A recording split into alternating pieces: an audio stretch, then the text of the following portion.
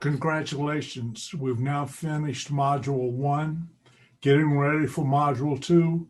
Let's talk about some of the things we've done in Module 1, how it falls in with everything else we're doing, and then what we can expect on the midterm exam. We'll talk about the research project a little bit, and then we'll also talk about what's left in the course. Let me bring up the slides. I'm also going to attach a copy of these slides to the recording so that you'll be able to watch them. And please go over them because you'll need this information for the research project. So let's look at a review of Module 1. I guess my question is, how are you doing? What problems are you having? How can I help? I won't know if you don't let me, so please send me an email. If you need to talk by Zoom, I'll be glad. We can set up a Zoom meeting. But we'll need to, if you have any problems at all, let me know. A few students have told me that the time is real short on the exam, on the quizzes. Maybe I'll go back in and add another 5 minutes if that would help. Let me think about that and I'll get back to you guys in the next day or so. Let's look at Module 1. The backstory, the student introduction, LinkedIn, Twitter, chapter 1, 2, 3, and how do I find my passion? Well, the backstory and what the real purpose of the backstory is trying to help you find your passion. What did you like to do in the back? Some students came in and gave me a real strong story that told me about them. And I want you to dig deep and look at you, because that's what you're going to have to do to really find your passion. Now, some of the articles that you're doing in How Do I Find My Passion will help with that. In finding your backstory, and finding your passion backstory and how to find my passion, that's part of the first steps as an entrepreneur. The student introduction, how many of you have looked at other students to see who's in your class and a little bit about them? The quizzes, 1, 2, 3, the entrepreneur's mindset, cognition, and ethics, and corporate entrepreneurship. These are the fundamentals of entrepreneurship. So that's what we do. And if you got any questions about these, please get back to me. This is what's going to be on the midterm exam.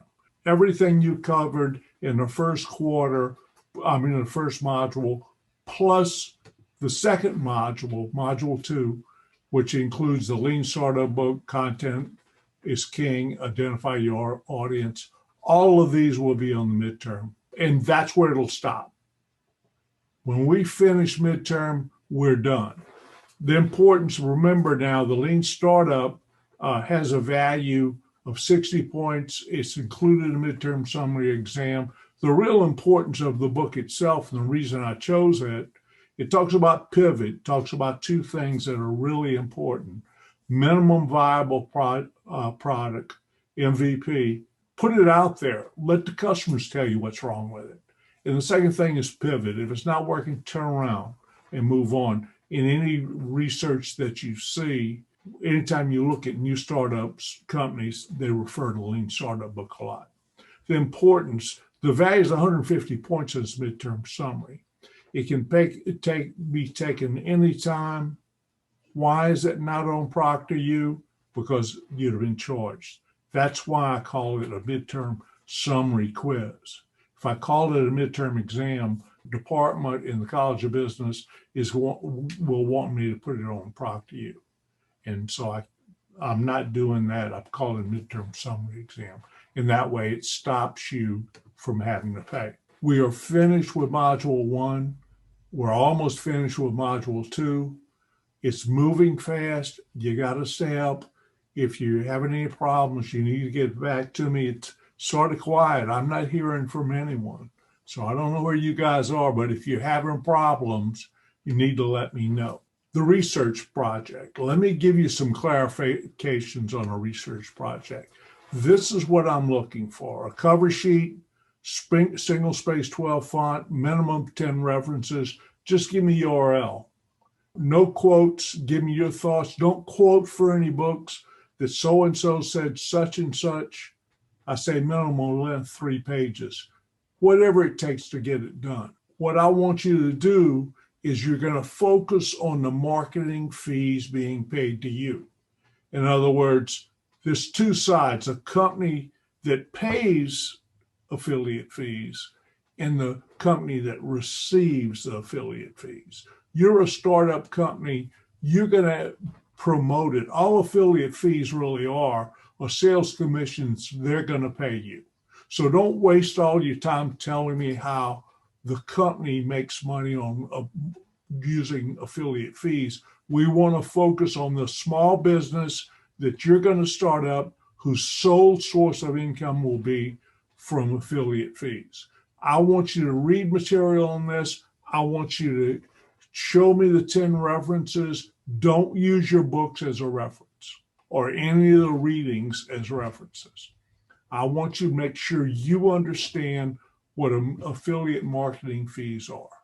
And this is the focus is on your small company. So don't waste any time on the big companies paying. I know about those. Tell me about you as a small company that's receiving affiliate fees. And then give me where you got it from, because I'm going to look at the references that you use to make sure. Everything's got to be in your words. I'm going to run it through and see if there's plagiarism going on. I want everything in your words. And if you have any questions, you need to get back to me. Remember, this is the small company receiving the fees. What's good, what's bad, and what's exciting to you about it. 3, find some success stories and explain what they've done. Remember, we got to include references and everything. In conclusion, summary, your thoughts on affiliate marketing. I really want you to show me in number 4 that you really understand what's going on. Tell me if it excites you. Tell me if it doesn't excite you. This is where you make your game that you've done a good job.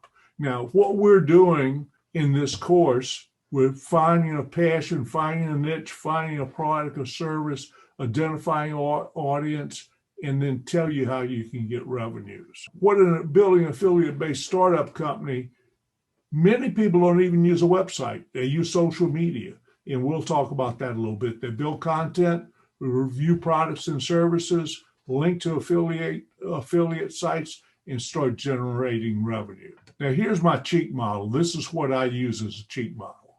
In the cheat model, here we are. You start off with affiliates. Remember, key takeaways: no investment, no experience. Use social media. You don't even have to set up a website. You promote something in a market. And the key here is do something in your passion, because you're going to be working on a lot. You better enjoy it. Narrow your niche and narrow your products, and then away you go. This is the first step. And I think I will share with you a story about a young girl that took my class that set up an activewear, and she did the affiliates. All of a sudden, the sales were so good, she bought a couple of cases, set up pop-up shop in a mall, ran out of inventory. It was going to be open Saturday and Sunday, and she told her audience, ran out on Saturday. 3 weeks later, she did it again, ran out on Saturday with double the inventory, and now she's thinking about setting up a shop because she's got a built-in clientele. So she went affiliates, drop shopping. Now she's going to carry inventory and open a bricks and mortar. Then she can either get big or she can sell the company. So that's what we're going to do in here. When you get to that final project, what tools are you use, what products, role of passion and niche, your audience, how do you get paid? That's the things we're going to answer in the course. We're going to get through module 5. We're going to build your business plan. Now you're ready. All we're going to get through, though, is module 5.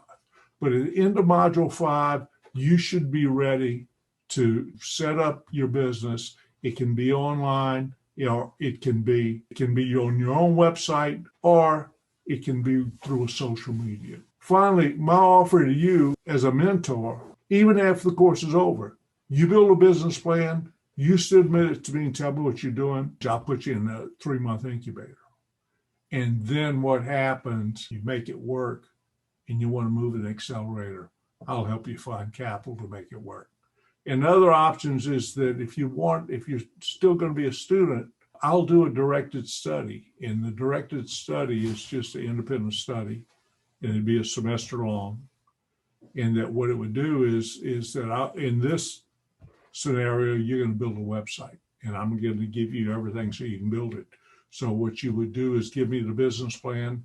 I would agree to do the independent study, and then when it was over, the final project you would turn in to me would be the website, showing me that you'd set up the website and you were ready to do business.